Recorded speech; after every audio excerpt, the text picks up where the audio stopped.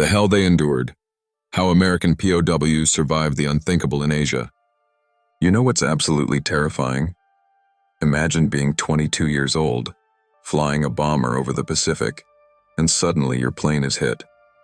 You're falling through the sky, parachute barely deploying in time, and you land in enemy territory knowing that your war has just taken a turn into something far worse than combat. Because here's the thing nobody tells you about being a prisoner of war. Dying in battle would have been the mercy. What came next was a calculated, systematic destruction of the human body and mind that would make even the strongest among us question whether survival was worth it. This is the story of what really happened to American POWs in Japanese and North Korean camps during World War II and the Korean War. And I'm warning you right now, this isn't your sanitized history class version. This is about dysentery, starvation, tropical diseases, and the absolutely ingenious ways these men found to keep themselves alive when every single odd was stacked against them. These weren't superheroes. They were farm boys from Iowa, factory workers from Detroit, and college kids who'd enlisted thinking war would be an adventure. What they endured would redefine what we understand about human resilience. Let me start with the Bataan Death March, because if you want to understand the medical nightmare that became the POW experience in Asia, this is where it begins. April 1942, the Philippines. 76,000 Filipino and American troops had just surrendered to the Japanese, the largest surrender in American military history. The Japanese were expecting maybe 25,000 prisoners. They were completely unprepared, and worse, they viewed surrender as the ultimate dishonor. To them, these men weren't soldiers deserving of respect under the Geneva Convention. They were something less than human. The march itself was 65 miles in the scorching tropical heat. Now, 65 miles doesn't sound impossible, right? People run ultramarathons that long. But these men hadn't eaten properly in months. They were already sick with malaria, dysentery, and beriberi from the siege of Bataan. They had maybe a handful of rice in their stomachs. No water. And the Japanese guards had orders to move them fast. Anyone who fell behind was bayoneted or shot on the spot. Anyone who stopped to help a fallen comrade was killed alongside them. Here's where it gets medically interesting in the most horrific way. The human body can actually survive quite a long time without food, weeks even. But water? In that heat? You've got maybe 3 days. And that's if you're sitting in the shade doing nothing. These men were marching in 100-degree heat with humidity so thick you could barely breathe. Within hours, they were experiencing severe dehydration. Their blood volume was dropping, which meant their hearts had to work 3 times as hard to pump what little blood remained. Their core temperatures were spiking. We're talking heat stroke territory, where your brain literally starts to cook inside your skull. One survivor, a medic named John Bumgarner, later described watching men's lips crack and bleed, their tongues swelling so large they couldn't close their mouths. Their urine turned dark brown, then stopped completely as their kidneys began shutting down. Some men became so delirious from dehydration that they'd hallucinate water sources and run off into the jungle, only to be gunned down. Others would drink from carabao wallows, stagnant pools of water mixed with animal feces, knowing full well it would give them dysentery, because the alternative was dying of thirst in the next 6 hours. And here's the impossible choice these men had to make. Drink the contaminated water and maybe live long enough to reach camp, or maintain dignity and die of dehydration on the roadside. Most chose to drink. They cupped their hands into water that was literally green with algae and alive with parasites, and they drank deeply. Within days, the dysentery hit, and that created a whole new circle of hell. Dysentery, whether it's the bacterial or amoebic kind, essentially turns your intestines into a war zone. Your body is desperately trying to expel the infection, which means violent, uncontrollable diarrhea. We're talking 20, 30 times a day. Now remember, these men are already dehydrated and starving. Every time they have a dysentery episode, they're losing more water, more electrolytes, more of the nutrients they don't have. It becomes a death spiral. Dehydration causes dysentery to worsen. Dysentery causes more dehydration. Men would literally waste away to nothing in a matter of weeks. One POW, a guy named Robert Levering, kept a secret diary, which was a death sentence if discovered, and he documented watching his friend Tommy lose 40 pounds in 3 weeks from dysentery. Tommy's eyes sank so deep into his skull that he looked like a living skeleton. His body had consumed all its fat and was now eating its own muscle tissue just to keep the heart beating.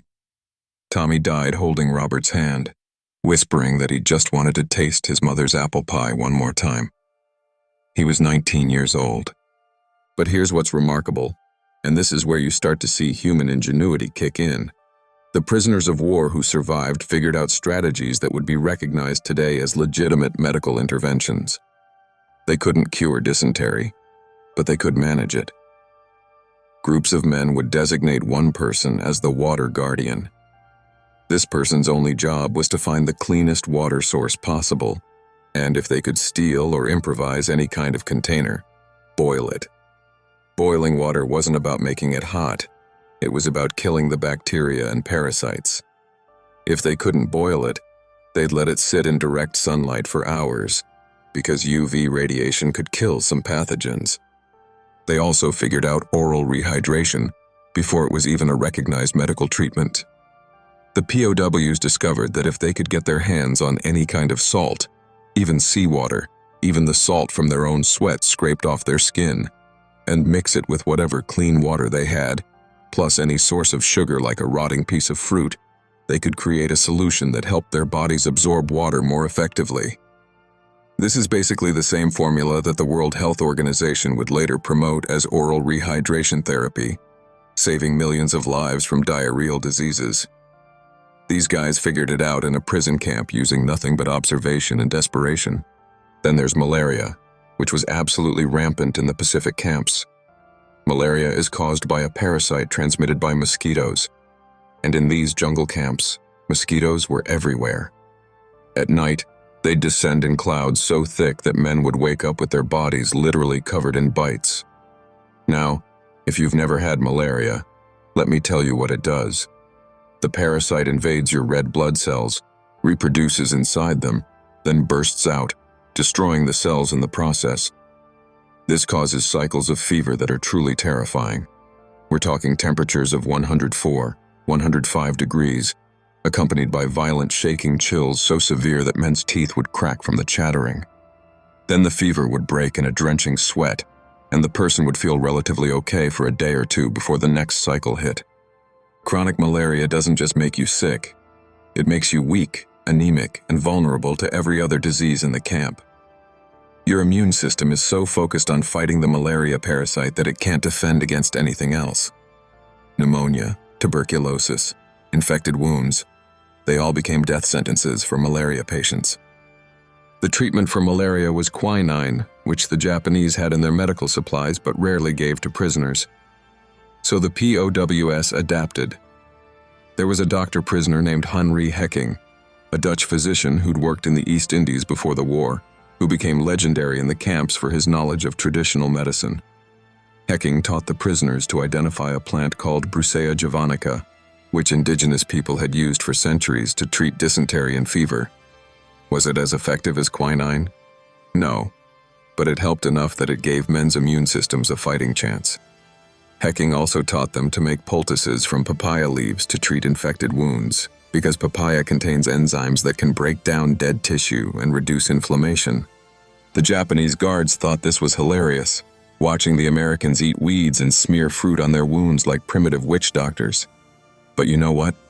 Those men who listened to Hecking had notably higher survival rates than those who didn't.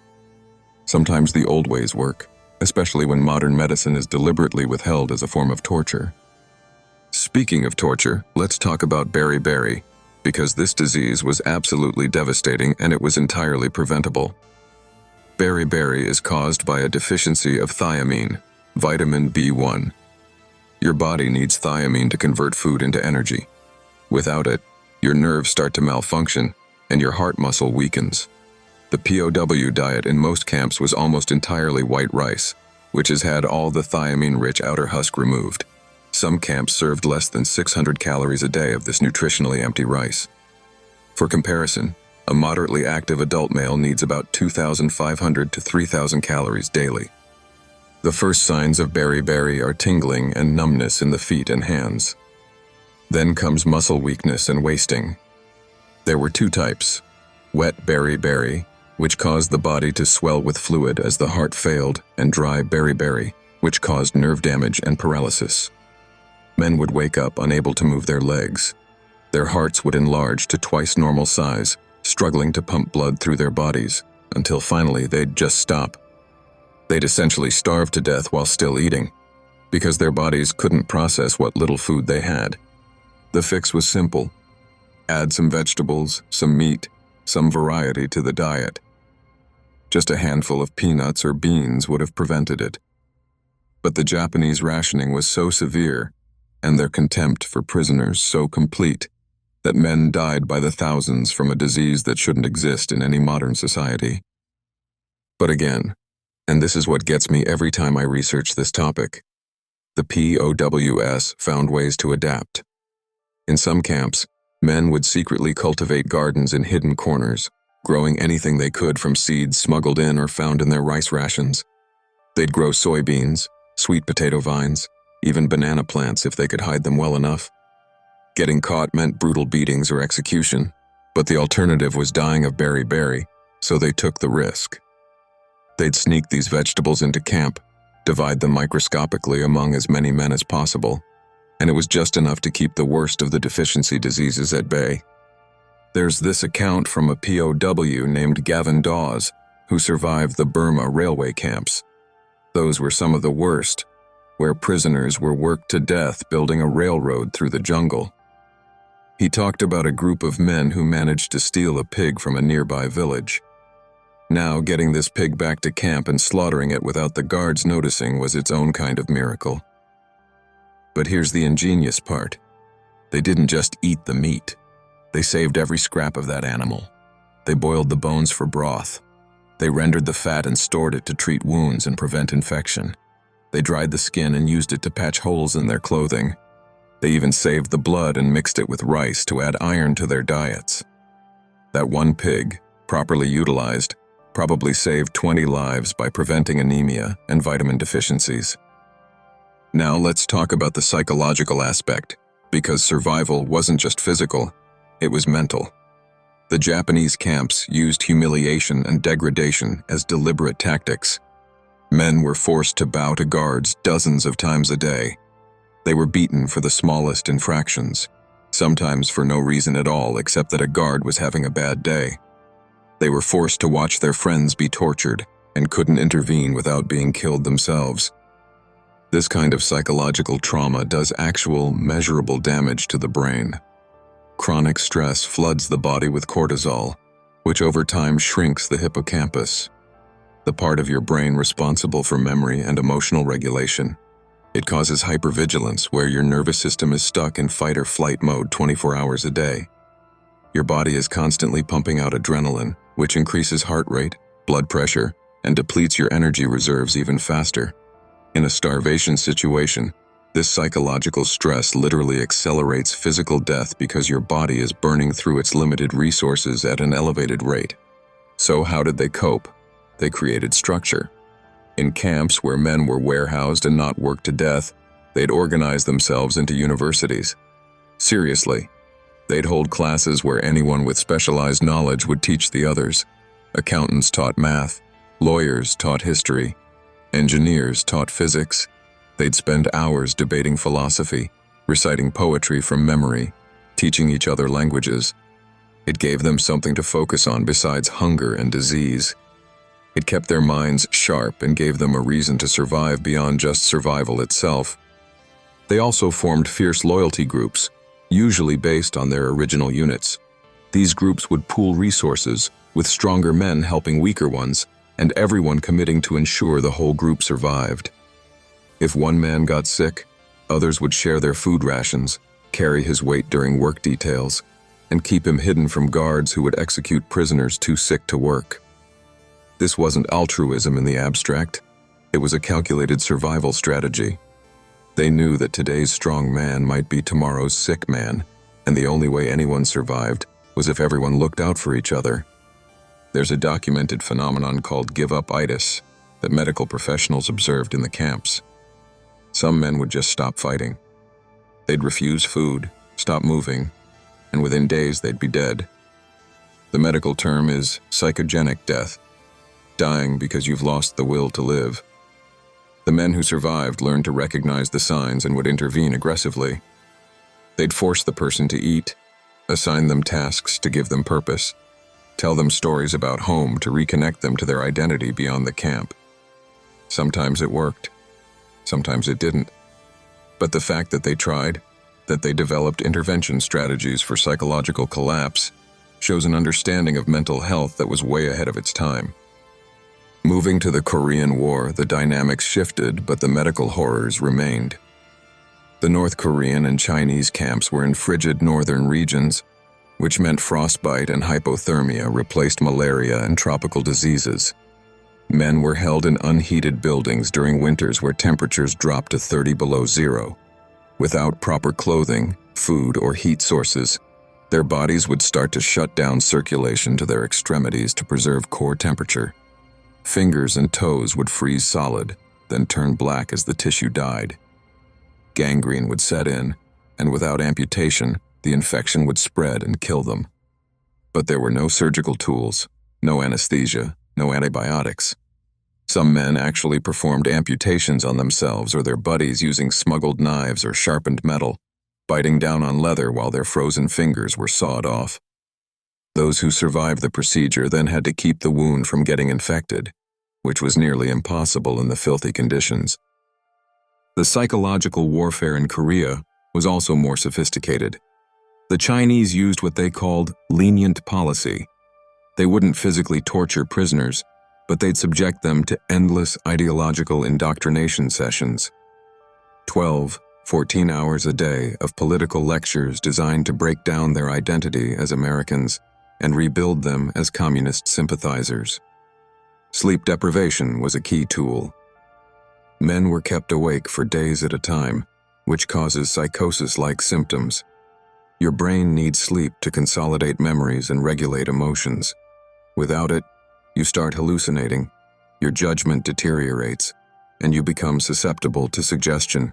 Some POWs did crack under this pressure and made propaganda statements, which they'd be haunted by for the rest of their lives. But again, resistance emerged. POWs developed covert communication systems to keep each other's spirits up and maintain their sense of military structure. They'd use tap codes through cell walls, hidden messages and letters home, even sign language during propaganda photos. Maintaining that connection, that identity as American soldiers rather than helpless victims, was crucial to mental survival. One of the most heartbreaking aspects was the long-term health consequences. The men who survived and came home weren't fixed by liberation. They carried diseases that would plague them for decades. Chronic malaria that would recur throughout their lives. Damaged hearts from beriberi that led to early heart failure. Intestinal damage from dysentery that caused lifelong digestive problems. PTSD before it was even recognized as a condition. Nightmares, flashbacks, survivor's guilt that drove many to alcoholism and suicide. There's a study done on Bataan survivors that found they died on average 15 years earlier than their peers who hadn't been POWs. The starvation had caused permanent metabolic changes. Their bodies never fully recovered the ability to process nutrients efficiently. Many developed diabetes, osteoporosis, and premature aging. The psychological trauma literally aged their cells. Researchers found shortened telomeres, which are markers of cellular aging in many survivors. The experience of being a POW in Asia had taken decades off their lives at the cellular level. But here's what strikes me as perhaps the most important part of this story. These men came home, and most of them didn't talk about what they'd endured. They couldn't. Who would believe that American soldiers had been reduced to stealing food from rats, drinking from puddles, and watching their friends die of diseases that shouldn't exist? They were met with a nation that wanted to celebrate heroism, not hear about degradation.